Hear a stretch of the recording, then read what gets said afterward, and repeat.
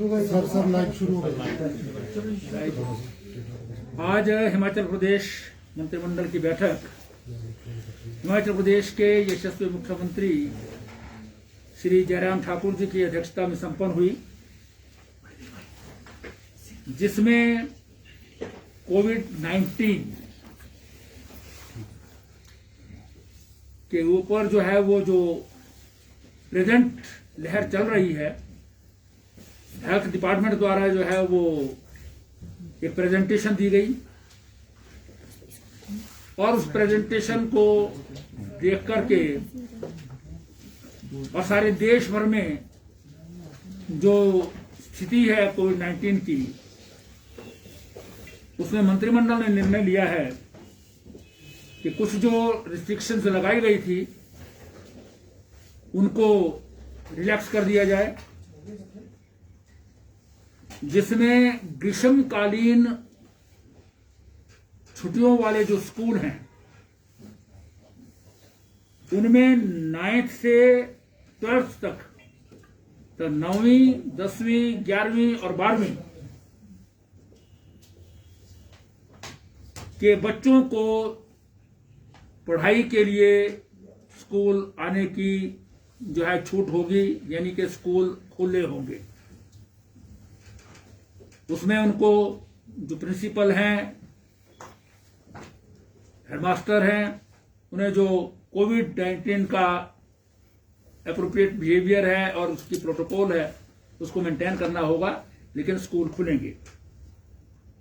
Winter vacations जो है वो भी चल रही हैं, वो 15 फरवरी तक है एज यूजुअल, तो वेकेशन के बाद जो है वो खुलेंगे।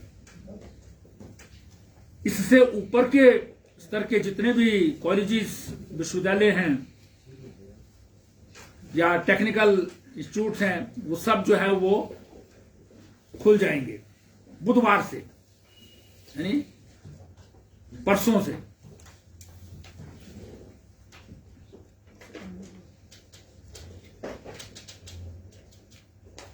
कोचिंग इंस्टीट्यूशन जो हैं वो भी 3 तारीख से जो है वो खुल जाएंगे, लाइब्रेरीज भी।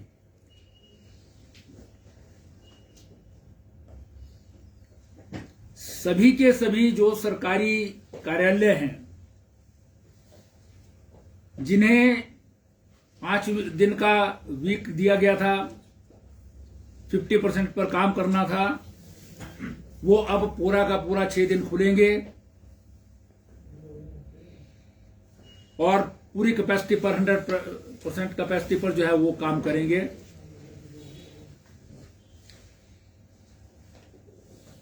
लेकिन इसमें जो दिव्यांग हैं, हैंडीकैप पर्सन्स हैं या प्रेग्नेंट महिलाएं हैं, गर्भवती महिलाएं हैं, उनको घर से काम करने की छूट रहेगी अभी, जब तक पुणे जो है वो इस पर विचार करके कोई निर्णय नहीं लिया जाता। इसलिए वो आगामी आदेशों तक जो है वो एज यूजुअल घर से ही काम करेंगे, दिव्यांग और गर्भवती महिलाएं।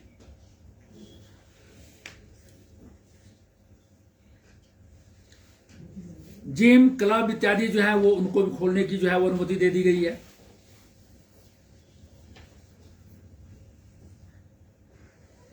जो सामाजिक एकत्रीकरण है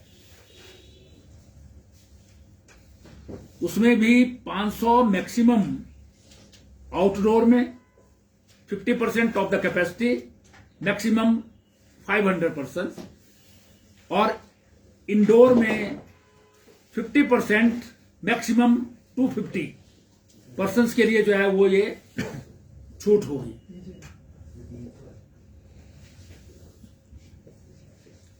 लेकिन इसमें भी सब जो है वो कोविड-19 का जो प्रोटोकॉल है उसको जो है वो मेंटेन करना होगा। नाइट कर्फ्यू एज यूजुअल 10 बजे रात से 6 बजे तक जो है वो चलता रहेगा। सभी बाजार, दुकानें जो नॉर्मल बाजार का बिजनेस का टाइमिंग है as per shop and commercial establishment act, उसके अनुसार खुलेंगे, बंद होंगे। उनको भी रिलैक्स कर दिया है। जो सुबह 8 बजे या 6 साढ़े 6 बजे था, वो भी सब जो है वो खुल जाएंगे और नॉर्मल टाइम पर जो है वो खुलेंगे और बंद होंगे, जो एज यूजुअल दिनों में होता है।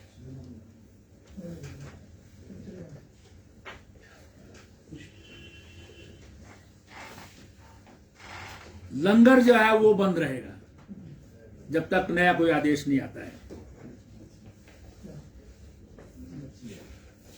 फिर मंत्रिमंडल ने जो है वो Himachal Pradesh integrated drug prevention policy, नशाखोरी को बंद करने के लिए जो है वो एक पॉलिसी जो है वो बनाई है, उसको मंत्रिमंडल ने आज अपनी मंजूरी प्रदान की है, ताकि उसे ड्रग ट्रैफिकिंग और सब्सटेंस एब्यूज है, आपका ड्रग कल्टीवेशन है, प्रोडक्शन है या कंजम्पशन है, जो प्रदेश में जो है वो बढ़ रहा है, उसको रोकने के लिए जो है वो कारगर उपाय जो है किए जा सके।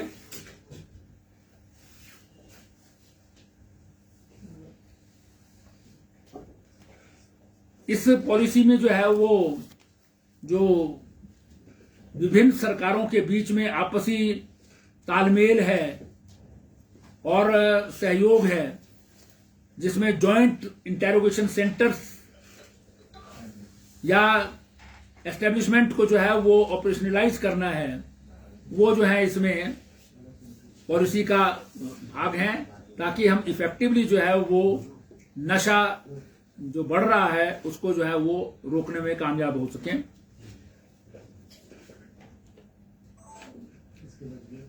मंत्रिमंडल ने मंजूरी प्रदान की है प्रदेश के सभी स्वास्थ्य संस्थानों में जो CHC लेवल तक हैं, कम्युनिटी हेल्थ सेंटर सबसे नीचे जो होता है, उससे नीचे PHC होता है, वहां नहीं होते, CHC लेवल से ऊपर के जितने इंस्टीट्यूशन हैं, वहां पर जो आपकी टेस्ट इत्यादि की जो है वो व्यवस्था है, वो Messrs Krishna diagnostic private limited Pune, जो टेंडर में सफल L1 बिडर है, उनको जो है वो मंजूरी प्रदान की है, क्योंकि उनका जो है वो मैक्सिमम डिस्काउंट 40.50% जो है वो उन्होंने दिया है, जो IGMC के, RKS के या CGHS के जो रेट्स हैं उसके ऊपर ये डिस्काउंट देंगे। अभी तक जो एजेंसी काम करती थी वो पायलट बेसिस पर जो है वो काम कर रही थी, लेकिन जो टेंडर हुए, टेंडर में जो है सक्सेसफुल बिडर जो है, जो मैंने बताया आपको, कृष्णा डायग्नोस्टिक प्राइवेट लिमिटेड को ये सेवाएं जो है प्रदान कर दी गई हैं। इसमें अभी तक जो है वो केवल ये 24 हेल्थ इंस्टीट्यूशन में जो है वो मिलती थी सेवा, हिमाचल प्रदेश के मेडिकल कॉलेजेस और बाकी 24 में थी। अब ये प्रदेश के CHC लेवल तक जितने भी इंस्टीट्यूशंस हैं, वहां पर ये टेस्ट की सुविधाएं जो है वो प्रदान की जाएंगी। और इसमें जो है वो 236 टेस्ट हैं, जिसमें 53 फ्री टेस्ट भी हैं। इन सब के जो है वो टेस्ट जो है वो होंगे और इनको ये सेवाएं दी जाएंगी। ये पेशेंट को अपने घर में डोर स्टेप पर जो है वो टेस्ट की सुविधाएं मिलना, ये जयराम सरकार की जो है एक बहुत बड़ी उपलब्धि है। आज तक के इतिहास में हिमाचल प्रदेश में केवल मात्र जो है वो SRL जो सेवाएं देता था वो 24 इंस्टीट्यूशन में देता था, जो बड़े बड़े इंस्टीट्यूशन हैं, और वो भी पायलट आधार पर दिए जाते थे। अब जो है सरकार ने टेंडर किए, टेंडर में जो सक्सेसफुल बिडर आया, उस बिड में उसने जहां 40.50% की जो है वो रिबेट दिया है, उसके साथ साथ जो है वो अभी तक जो स्थान था वो पायलट बेसिस के ऊपर था और वो फ्री में दिया गया था।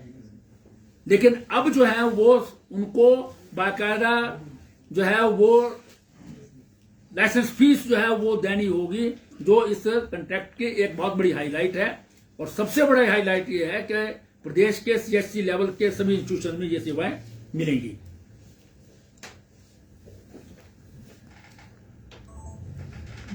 मंत्रिमंडल ने जो है वो हिमाचल भवन जो है हमारा नई दिल्ली में, वहां पर एक पीडब्ल्यूडी का सब डिवीजन खोलने को अनुमति दी है, क्योंकि वहां हिमाचल सदन की भी जो है वो काम है, उसमें भी बैक साइड में जो है वो एडिशन होनी है।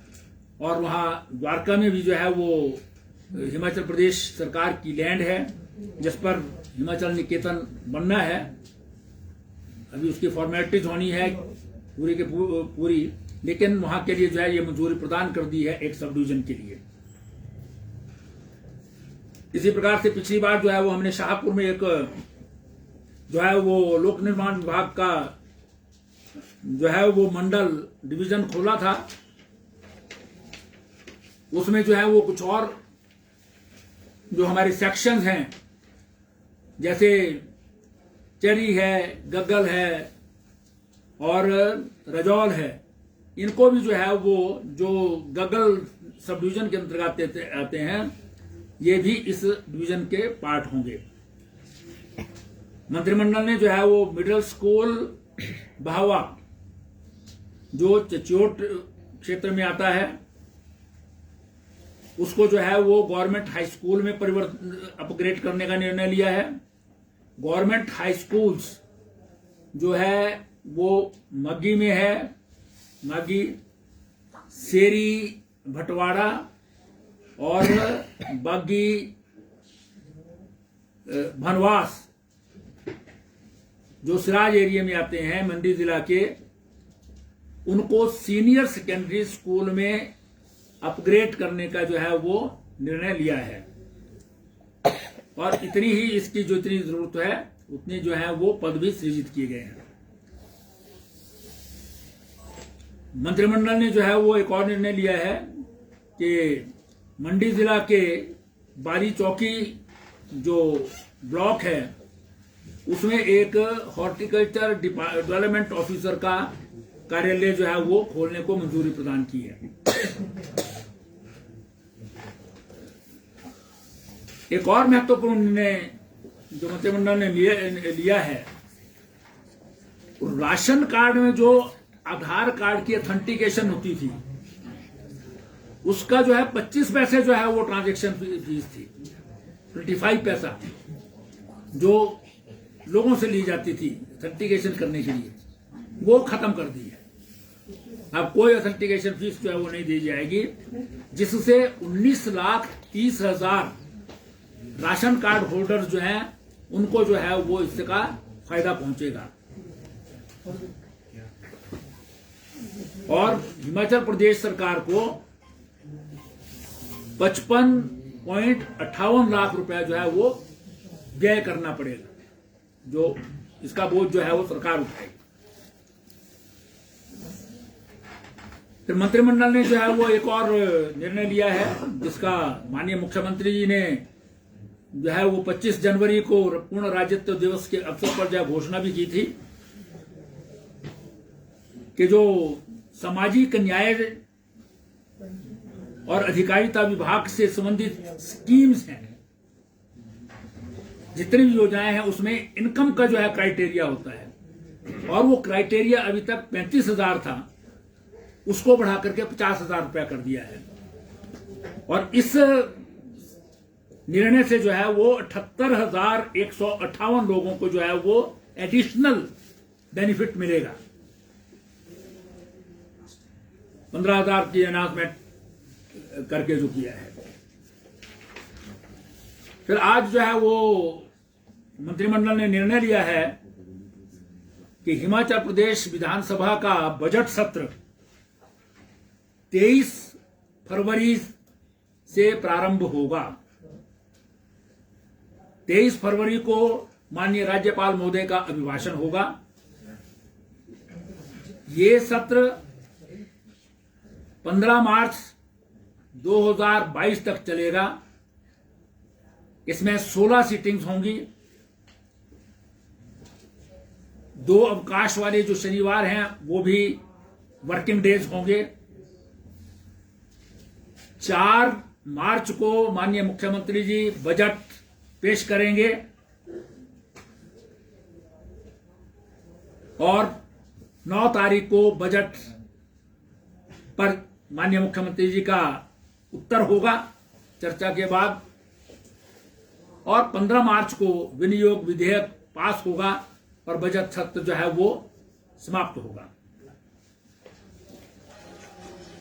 ये कुछ एक जो है वो महत्वपूर्ण निर्णय इस मंत्रिमंडल की बैठक में लिए गए हैं।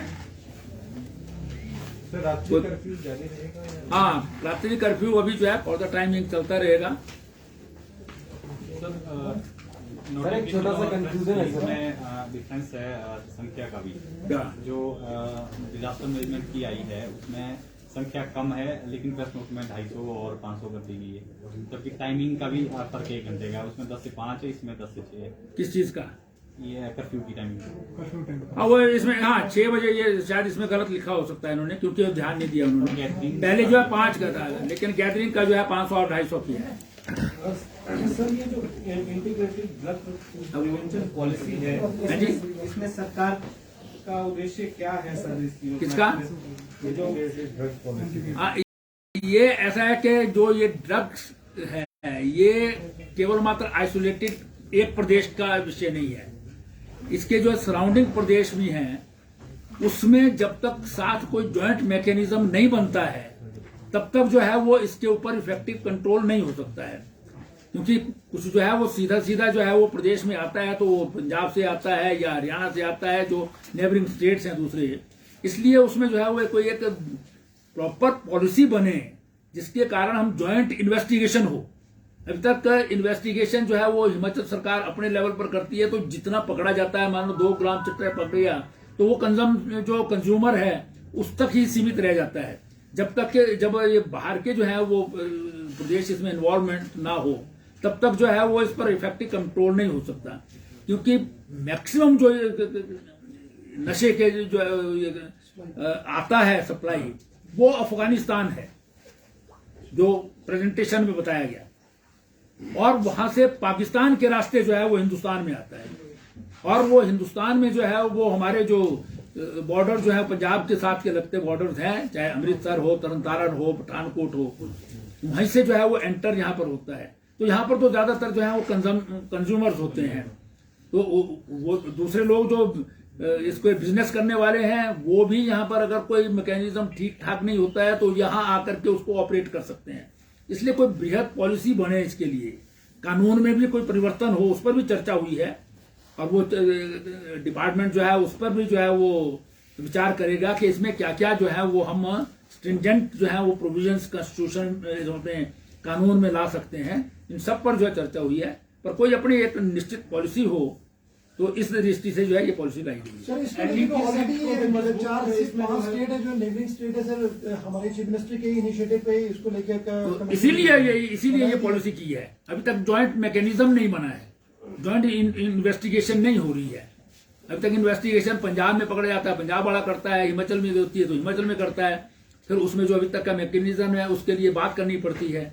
इसमें जो है वो केंद्रीय सरकार की एजेंसीज हैं, चाहे आईबी है, सीबीआई है या एनआईए है, वो भी इसमें इन्वॉल्व हो सकती हैं, और पंजाब सरकार के हैं, हिमाचल के हैं, हरियाणा के हैं, वो भी इसमें ये डिटेल जो है पॉलिसी आपको मिल जाएगी, उसमें आप कम जो एनडीपीएस एक्ट है उसमें भी मतलब कुछ धाराएं और जोड़ी जाएंगी, शक्तियां दी जाएंगी हो सकता है। देखिए अभी तक जो है एनडीपीएस में अमेंडमेंट हमने बहुत पहले भेजी थी, लेकिन वो एमएचए से जो है राष्ट्रपति के असेंट अभी तक नहीं मिल पाई है उसमें, तो इसलिए जो है वो उस पर भी चर्चा हुई है कि हम क्या ऐसा जो है लेजिस्लेशन क्या सरकार ला सकती है प्रदेश लेवल पर कि उसमें जो है वो सेंट्रल एक्ट को छोड़ करके भी कुछ किया जा सकता है, नहीं किया जाता है। इन सब चीजों पर जो है चर्चा हुई है, लेकिन इस पर बृहद चर्चा के बाद जो है वो डिपार्टमेंट कोई एक्ट लाएगा या कोई पॉलिसी लाएगा, वो उसके बाद आएगा। सर हेल्थ रिस्ट्रिक्शन को लेके विड्रॉल और रिस्ट्रिक्शन को लेके इम्पोर्टेंट बात है सर, सारी विड्रॉल हो गई है, कुछ बंदिशें लगभग खत्म ही होगी, लेकिन despite of all death sir death का रेट नहीं कम आ रहा, उसको लेके डिबेट हुआ, वो भी चर्चा हुई है उसमें। देखिए सारे के सारे जो है एक एक डेथ पर जो है वो बाकायदा विश्लेषण हुआ है उसमें, क्योंकि ये सब के सब कोविड में आएंगे, लेकिन मेजॉरिटी जो डेथ्स हैं वो कोमॉर्बिडिटी के कारण है।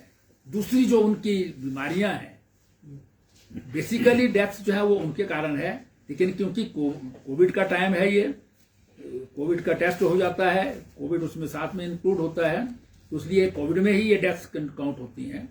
तो इसलिए क्योंकि हॉस्पिटलाइजेशन जो है वो इस लहर में बहुत कम है, नंबर भी जो बढ़ रहा था हॉस्पिटलाइजेशन नहीं थी, जिसका मतलब है कि सीरियस जो है मैटर उसमें नहीं था। और अब जो देश के बड़े बड़े महानगर हैं उनमें भी जो है वो रेट इसका जो है कम हो रहा है, तो प्रदेश में भी जो है वो इंटेंसिटी इसकी जो थी उसको जो है वो एग्जामिन करने के बाद निर्णय लिया गया है कि भी इनको जो है वो कम किया जाए। लेकिन सर मोर्टेलिटी में सर यंग लोग ज्यादा है, मतलब 40 से नीचे वाले बहुत लोग फेटल हो रहे हैं, तो उसको लेके हुआ सर कि इसको लेके कैसे हाउ टू मैनेज दिस? नहीं, यंग और एज के नहीं है, लेकिन किसी बीमारी के कारण है, अन्य बीमारी है। ये ठीक बात है आपकी कि भी यहाँ पर जो है वो डेथ रेट ज्यादा है, लेकिन हॉस्पिटलाइजेशन सीरियस कोविड के कारण नहीं है।